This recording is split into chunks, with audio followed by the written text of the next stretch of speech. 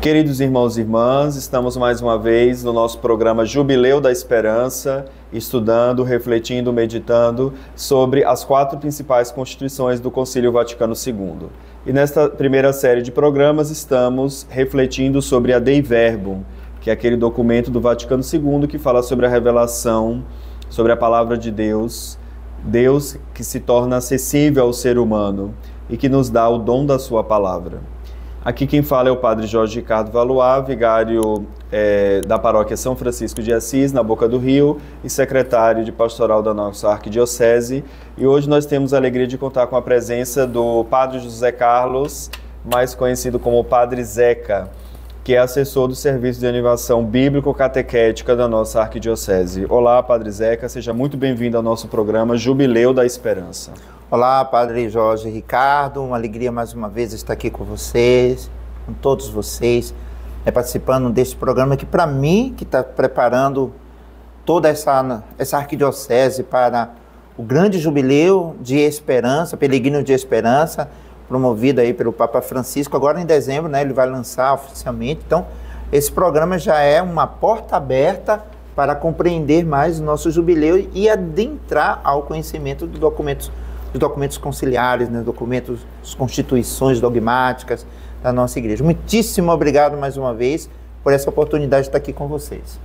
Que bom, nós aqui agradecemos. Então estamos refletindo sobre esse tema tão importante na Dei Verbum, que é a Sagrada Escritura na vida da igreja.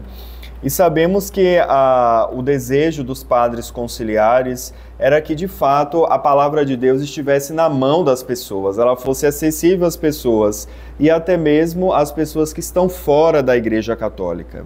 Então, como é que a gente pode entender esse desejo dos padres conciliares e como isso se deu, sobretudo com as traduções da Bíblia que se fizeram depois disso? O que mais, às vezes, as pessoas elas entram em confronto e dizem, a gente não entende, que são realmente as diversas traduções. Então, se você está fazendo um encontro e você tem 400 pessoas e você pede para abram a Bíblia de vocês, quando você vai ver, tem uma lá com uma pastoral, uma Ave Maria, uma Jerusalém, aí vai. Depois a gente pergunta, isso ajuda? Olha, para um leigo que está vivendo na sua relação pastoral, talvez não. Mas para um estudante de Bíblia, de teologia, ou até mesmo um leigo estudioso, vai sim. Quando a gente estuda, eu acho que você deve fazer isso também, Padre, a gente coloca 1, 2, 3 traduções. Isso é importante, até porque, por causa do que? A gente vai falar da linguagem, que também isso influencia. Você pega a pastoral, a Bíblia pastoral. A Bíblia pastoral, ela quer falar diretamente para um povo que está ali nas comunidades. A Bíblia Jerusalém é mais para estudante.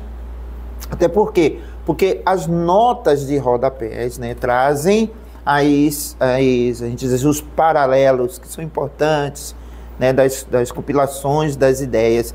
Então, a Bíblia chega nas mãos do povo. Beleza. Mas ela não é única, pelo menos para nós da Igreja Católica, isso é muito interessante. Ela não é única, estou falando das traduções. Agora, quando você pega aquela Bíblia TEB, que é a Bíblia ecumênica, isso significa que ela consegue fazer uma grande... comunicar, né, tanto para um católico, como também para um protestante ou um reformado, que a gente não vai falar, pode falar de protestante, pode falar de evangélicos, né? Então, ou para as igrejas que têm comunhão. Nem todas as igrejas elas estão em comunhão ecumênica. Então, a Bíblia, na tradução ecumênica, é que ela consegue abrir espaços de diálogos, tanto para um como para outro.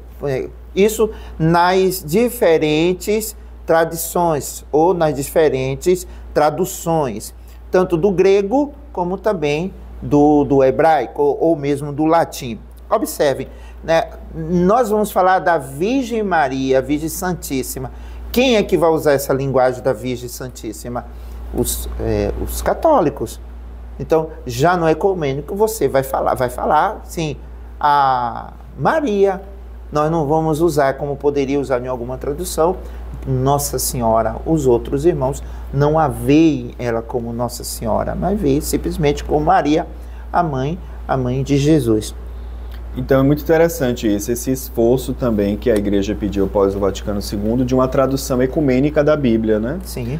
O senhor falou da TEB, realmente é uma tradução que foi feita e que nos ajuda também a entrar em comunhão com aquilo que nós temos de comum com os outros cristãos que estão fora da Igreja Católica.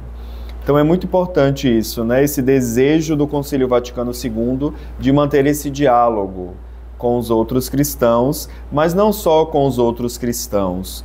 Nós vemos também o desejo do diálogo com o povo de Israel, que é o povo da primeira aliança. Então, como a palavra de Deus nos pode ajudar nesse diálogo com os judeus? Até porque a gente diz que o próprio documento fala, né? Foi o primeiro povo que recebeu a revelação. Quando a gente vê Abraão lá, diríamos assim, quietinho no canto dele e tal, lá no capítulo 12 do livro do Gênesis, Deus se revela a Abraão, chamando Abraão. Abraão, não foi nem Abraão, mas Abrão, né, primeiro. Abrão, né? Então, e vai dizer para ele, sai da tua terra e vai para um lugar onde eu te mostrarei. É fantástico. Então, quando chega, a palavra chega primeiramente a eles e depois a nós, então vale ter, né, como eu disse lá, acho que no último programa, né, da Tanakh, que é a Bíblia judaica, que é diferente. Tem a Bíblia também que contém só o Pentateuco, né, dos samaritanos, só os 5 primeiros livros, mas todas, a gente tem que entender, todas esse esforço da igreja de fazer chegar também a católicos, não católicos, e aos cristãos e não cristãos. Recordemos que os judeus não são cristãos. Então eles só leem uma parte da Bíblia, que é o Antigo Testamento. Mas quando a gente escuta os profetas, os salmos, será que tem a mesma comunicação? Até porque a gente não entra nesse assunto, né, padre? Mas é um ponto importante de ler, de estudar, que são os cânones. Né? Aqueles livros canônicos, canonicamente, né, reconhecido pela igreja. Vocês veem que dentro da Bíblia judaica ou da Bíblia dos protestantes, da Bíblia católica, tem essa diferença. Tem diferença também de aceitação de livros. O judaísmo também tem, sim, a sua referência. Olha, se diz, estes livros não foram inspirados por Deus, porque não foram escritos dentro dessa região, a região da Palestina, por exemplo, né? Então, o que nós chamamos também, que tem outros livros chamados apócrifos, e esses livros também, tem coisa boa, tem exagero, tem. O que a igreja faz? A igreja, então, define que os livros que para ela foram inspirados são os livros que ela chamam de canônicos, os livros que estão dentro do grupo dos cânones. Isso é importante, muito importante, mesmo que aqui para nós é importante só saber que o Vaticano II nos dá essa abertura para entendermos as traduções ecumênicas para o quê? Para mais uma vez dizer que alguém tem que dar um passo de comunhão, e quem está fazendo esse passo? A própria igreja. Exato, mas é interessante nesse diálogo com o judaísmo demonstrar justamente isso, que o Antigo Testamento é palavra de Deus para eles e para nós também. Por exemplo, os mandamentos, nós consideramos os 10 mandamentos que está presente no Antigo Testamento, no Êxodo e no Deuteronômio, como mandamentos vindos de Deus, e os judeus também. Então isso é uma profunda fonte de ligação, de comunhão, né, com o judaísmo. Ontem domingo eu falava que padre, a Igreja Católica, o cristianismo, melhor dizendo, vamos falar assim, né, o cristianismo não desprezou algumas realidades judaicas, ela adotou. Vamos dar um exemplo? A Páscoa é uma festa adotada, Pentecostes. Por exemplo, quando a gente celebra a missa vespertina, né, que é a missa do domingo, a gente faz isso pelos irmãos judeus. Porque dentro do judaísmo, o que acontece? Ao pôr do sol, liturgicamente já se celebra o outro dia. Para o judaísmo é o sabate. Ao pôr do sol eles deixam de realizar aquele tempo de silêncio ou tempo de oração, de descanso, né, como sábado descanso, porque eles começam do pôr do sol da sexta e terminam no pôr do sol do sábado. Nós começamos o pôr do sol do sábado, ao pôr do sol do sábado, já começamos a liturgia do domingo. Isso é uma herança judaica. Exato. A própria também liturgia das horas, rezar naqueles momentos e horas do dia, vem do judaísmo, né? Isso significa que estamos em comunhão, né? Sim, claro. O próprio Papa João Paulo II dizia que os judeus são os nossos irmãos mais velhos na fé. Mas também, Padre Zeca, a Dei Verbo nos pedia a necessidade de um estudo cuidadoso da palavra de Deus, por parte de teólogos, de exegetas, dizendo que a Sagrada Escritura é a alma de toda a teologia. Então também se pedia isso, né? Um renovado estudo, uma renovada compreensão, uma renovada sistematização dos estudos bíblicos. Isso é muito interessante, porque, olha, vamos dar um exemplo. Eu tenho aqui 3 pontos, padre. Vamos ver se eu tenho a fonte, eu tenho o balde. O que precisa? De alguém para pegar. Não? Não. De uma eu estou pessoa... falando da fonte. A fonte é o recipiente. Está faltando o conteúdo. Ah, tá. Né? Você tem a fonte ainda não é o conteúdo. Você tem a fonte. A fonte, o balde. O balde, vamos dizer que o balde precisa do teólogo, né? Mas precisa da água. Sem a água, não dá para pegar. Porque aí a gente diz assim, o que seria a fonte, o que seria a água, o que seria o balde ou o teólogo. Então, toda a teologia, ela parte justamente desse manancial. Ela parte de uma fonte. Ela parte da água viva, ou seja, traduzindo, ela parte de Cristo. Não se faz teologia sem ter, diz assim, qual é o objeto central da teologia? A palavra teologia, teologia, estudo, o estudo sobre Deus. Então, todo esse estudo sobre Deus parte das Sagradas Escrituras. Mas só que a gente tem a tradição, o magistério, então, os teólogos, eles se fundamentam, obviamente, né, dos textos sagrados. Por isso que a gente chama a atenção quando você diz assim, o que é a beleza de um teólogo? Assim, quando você vai lá e descobre que um arqueólogo conseguiu agora, porque o teólogo está aí para investigar, né, para pesquisar, para então ruminar aquele trabalho. E aí descobriu que aquele arqueólogo conseguiu descobrir uns artefatos de pequenos escritos, manuscritos, datados há mais de 2000 anos. Então, lá do tempo de Jesus. Nossa, isso cresce os olhos. Por quê? Porque ele sabe que ele precisa desses fragmentos, ele precisa destas realidades para poder fundamentar a sua visão teológica. Então, a Sagrada Escritura não dá para fazer, para escrever, não dá para falar de Deus, não dá para pensar uma teologia sistemática, uma teologia pastoral, uma teologia cristológica, uma teologia pneumatológica, não dá para pensar nada sem antes se dar, né, como fundamento às Sagradas Escrituras. Exato. E a gente assistiu no pré-Vaticano II o advento do movimento bíblico. Sim. Que era esse desejo de ter mais a palavra de Deus como fonte de espiritualidade, mas também ali nós vemos aparecer com grande força um método diferente de estudo da Bíblia, que é o método histórico crítico. Então, que contribuição a gente pode dar hoje para a ciência bíblica desse método histórico crítico, como ele é utilizado hoje para que a gente possa ter uma compreensão mais integral, mais global da palavra de Deus? O método histórico crítico entra em movimento, na minha opinião, por causa de uma única questão que realmente embarra no estudo bíblico. Está eu e você aqui, somos 2 padres, de formações, tivemos a mesma formação, mesmo que foi época diferente.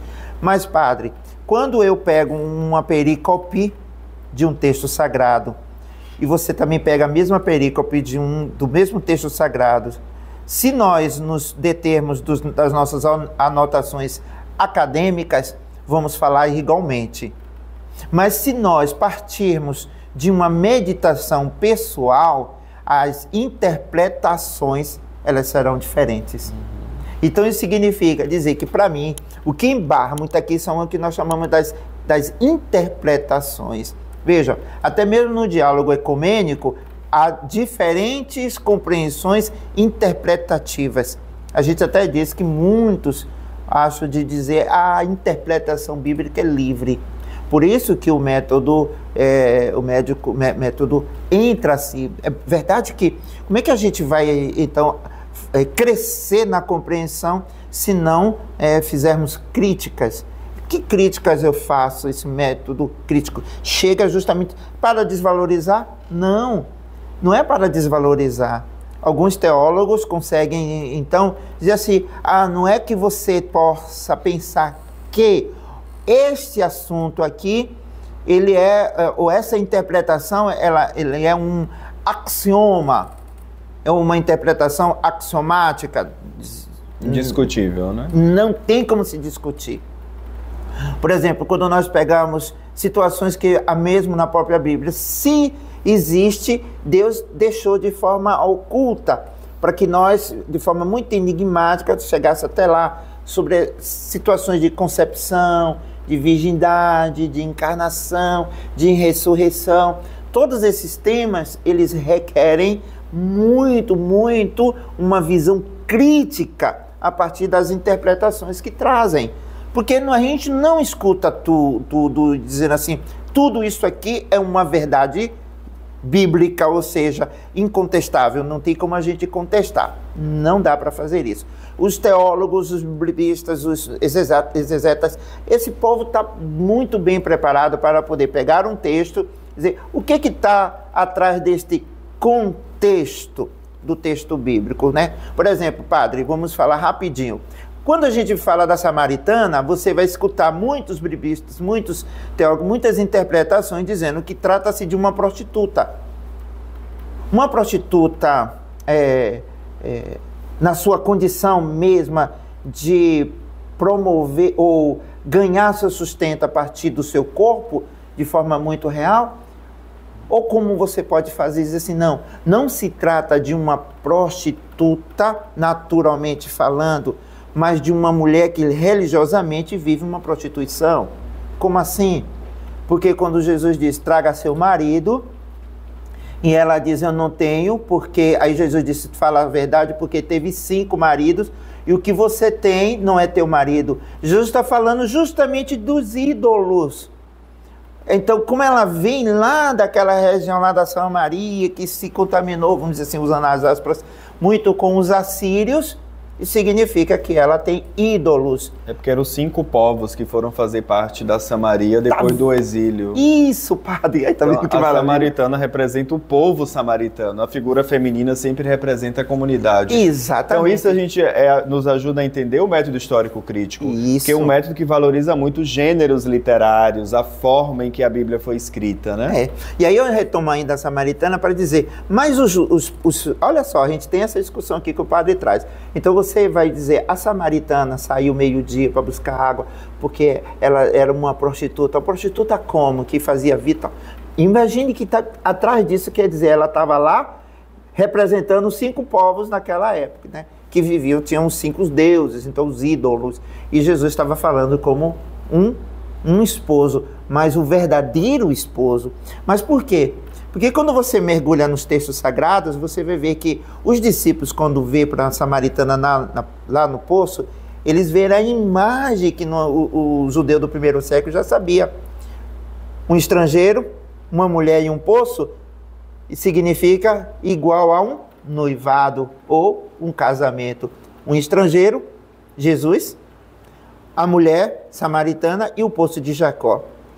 Isso por quê? Porque Isaac conheceu a sua esposa, Jacó conheceu no poço, Isaac conheceu no poço, e Moisés conheceu Zípora no poço. Significa, dentro do contexto histórico, né, bíblico, é um desenrolar que a gente precisa aprofundar. E quanto mais a gente pode olhar hoje os evangelhos não tanto como uma biografia de Jesus, mas como catequeses da igreja primitiva. Então ali são elementos catequéticos que visavam instruir na fé. Não é um artigo de jornal. Não. Então, por isso que a preocupação dos padres conciliares com a Dei Verbum foi a uma recomendação insistente na leitura da Escritura, sobretudo daqueles que se dedicam ao ministério da palavra, ou seja, os ministros ordenados, que têm esse munus de fazer as pregações, o munus do ensino, que o concílio insistiu tanto que eles tivessem uma assídua leitura espiritual e um estudo aprofundado das Escrituras, para que possa exercer melhor o seu ministério. Não é verdade, Padre Zeca? Exatamente. Isso, até porque, voltando, né, quando a igreja vai falar dessa investigação, como é que eu posso hoje viver bem o meu ministério? Nós temos tempo de fazer investigação? Não. Por quê? Olha só, a palavra de Deus, quando ela é pregada, anunciada, ela pode decorrer, transcorrer, ela pode facilitar a compreensão através de uma leitura pastoral, uma leitura bíblica, uma leitura antropológica, uma leitura política, uma leitura litúrgica, até mesmo uma leitura bíblica terapêutica.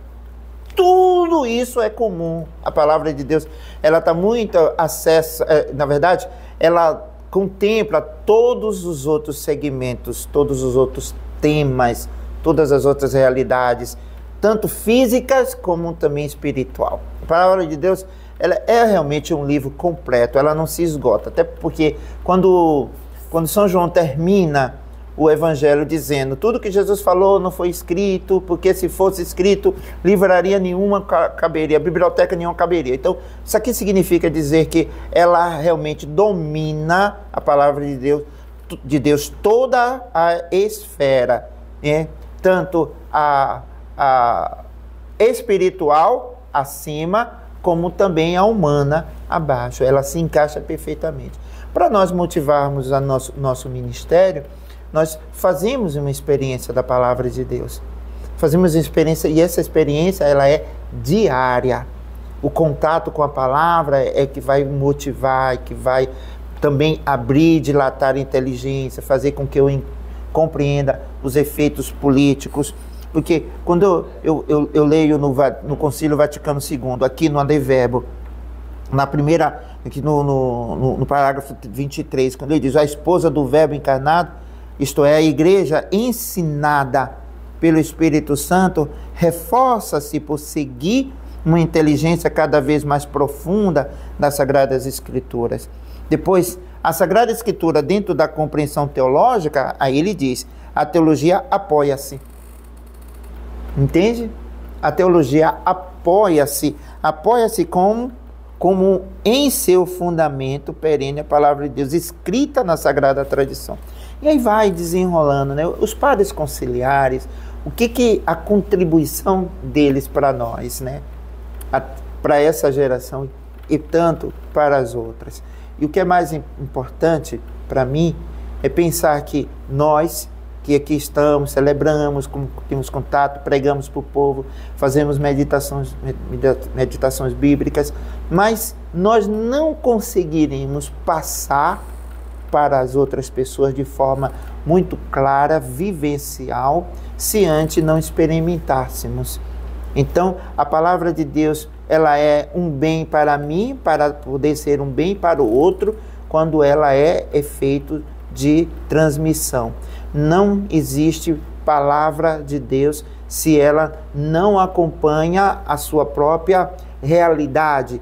A palavra de Deus, ela só existe como palavra de Deus se ela for transmitida. Se ela não for transmitida, é livro. Por isso a importância do ensino da palavra. E quem exerce, em primeiro lugar, numa diocese, que é uma porção do povo de Deus, esse munus do ensino é o bispo. O bispo. Ele recebe, por isso que é importante. Você veja, né? Na ordenação do bispo, o que acontece? Abre o evangelho na cabeça daquele que é ordenado. Assim mesmo, olhe, pega o evangelho, duas pessoas, né? Dois diáconos, ou até um padre também pode, né? Um diácono, um padre, mas fica segurando. É lindo essa imagem. Fica com o evangelho sobre a cabeça. Gente, se a gente consegue entender que essa é uma imagem de que eu recebo essa graça iluminada para poder, como munos, como igreja, iluminar o povo. A própria mitra também, que é o que o bispo usa na cabeça, com as duas abas, indicam os dois testamentos. Tá vendo? Dizer que ele é o mestre da palavra. Da palavra.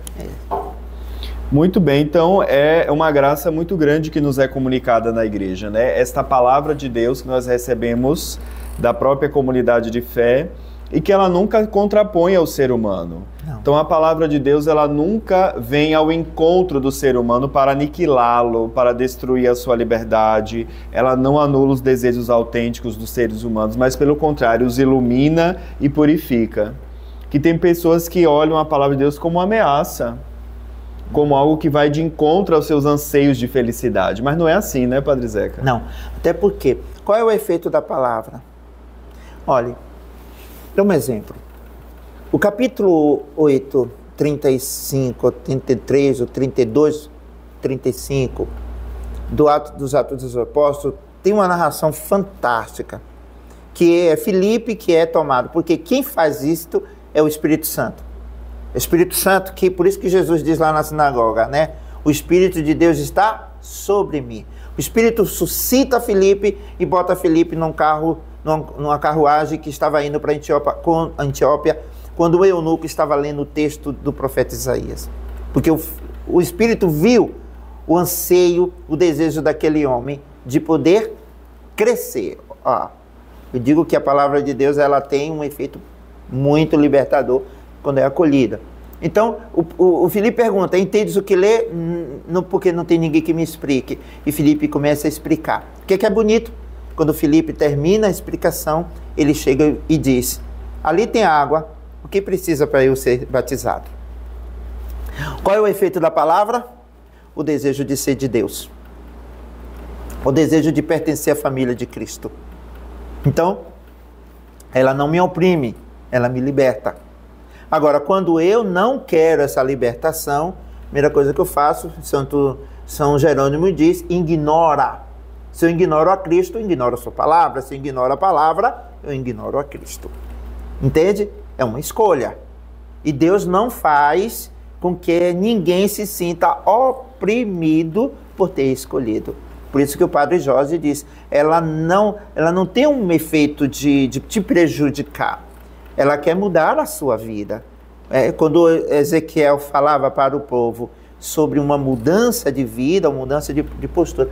Por isso que está lá bonito naquele texto dos Atos dos Apóstolos, logo após a Páscoa, né, quando a gente começa a ler aquela sequência, né, das aparições de Jesus e nos evangelhos, mas também da constituição das primeiras comunidades, né, a igreja nascente que começa a se desvincular. E Pedro, que agora vê o peso de quem realmente largou tudo, chorou amargamente por ter negado o Senhor, mas agora ele está se dando totalmente, e Pedro vê isso. Quando Pedro é libertado, junto com os outros discípulos, apóstolos que estavam presos, estavam na igreja, e alguém pergunta, cadê os homens que estavam presos? Estão na igreja, orando lá. E aí alguém deles dizia assim, não podemos deixar de falar do que ouvimos e ouvimos acerca do verbo da vida. Não podemos deixar de falar desse novo jeito de viver. O que é que a palavra de Deus impacta na minha vida? Ela muda, né? O que a Aparecida fala dessa mudança de época, mudança de comportamento. A palavra de Deus, ela impacta na minha vida, primeiramente, uma mudança de mentalidade, uma mudança de comportamento. Então ela me une a Cristo, e me unir a Cristo é unir a igreja de Cristo, que sabemos que é pastoreada pelos nossos pastores. Então quando o Concílio Vaticano II, em torno do Santo Padre, começou com João 23, terminou com Paulo VI, tinha essa perspectiva de quê? A perspectiva de ser para o povo, né, uma presença divina. através, justamente, por isso que o Dei Verbo foi o último documento, foi o que é o menor, mas foi o que mais demorou, por causa a gente diz assim, se ele é mal passado para o povo, então isso significa que vai prejudicar a relação do povo com Deus. Quando a Bíblia, as Sagradas Escrituras, quando essa revelação chega no coração do povo pura e santa, é assim que o povo vai entender Deus. Exato. Esse é o desejo do concílio, Padre Zeca, encontrar novos caminhos pastorais, espirituais, existenciais e sociais para sempre nos aproximar da palavra de Deus. Por isso é importante essa intuição do concílio, né? De uma pastoral bíblica renovada, que contemple a palavra de Deus, mas essa palavra de Deus que se manifesta na palavra humana, se manifesta na natureza. O Papa Francisco tem insistido tanto nisso, né? Mas já é um ensino antigo da Igreja, que o primeiro livro que fala de Deus é o livro da natureza. E por último, a palavra de Deus na história da salvação. Ou seja, contemplar essa palavra perpassando toda a realidade, e é Deus se comunicando, Deus se revelando, Deus mostrando a sua identidade.